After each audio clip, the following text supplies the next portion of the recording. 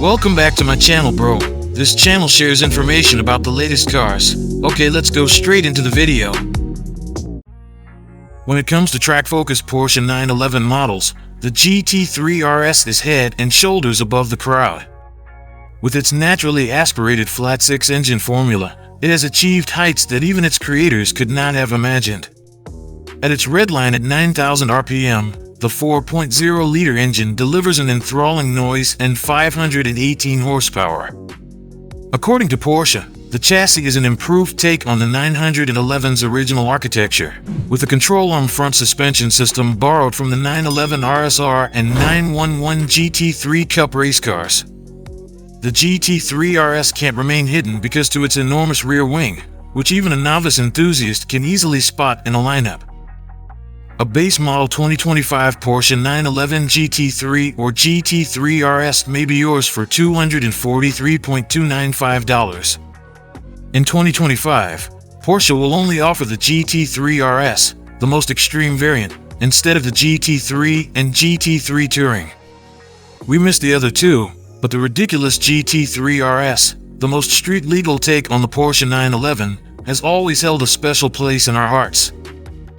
A 4.0-liter flat-six engine producing 518 horsepower is housed in the rear of the 911 GT3 RS. Just like the last 911 Speedster we drove, this one's engine revs up to 9,000 RPM and makes a fascinating squeaking noise. The basic transmission is a 7-speed dual-clutch automatic, or PDK. On our skid pad, the GT3 RS pulled 1.16 GS thanks to its spectacular rear wing, which integrates a drag reduction system comparable to Formula One race cars. This generation's most striking improvement to the GT3's performance is the introduction of a control arm front suspension, a first for a production 911. With the coupe's standard adaptive dampers, sticky Michelin Pilot Sport Cup 2 or even stickier Cup R tires, and an exceptionally well-balanced chassis, the driver experiences unparalleled feedback and exceptional cornering grip.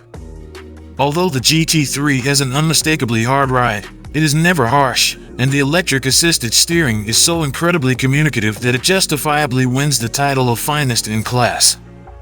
Some drivers may find the RS suspension adjustment too harsh for the street because it is tuned for the track.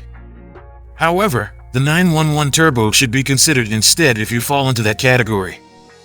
Huge binders and steel brake rotors bring these Porsche purists to a stop. A carbon ceramic option offers heroic braking force, simple modulation, and track fade resistance.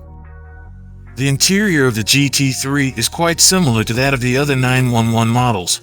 It is minimalistic in style and arrangement, drawing inspiration from earlier versions of Porsche's iconic sports vehicle. Having said that, the cabin does have a few distinct features.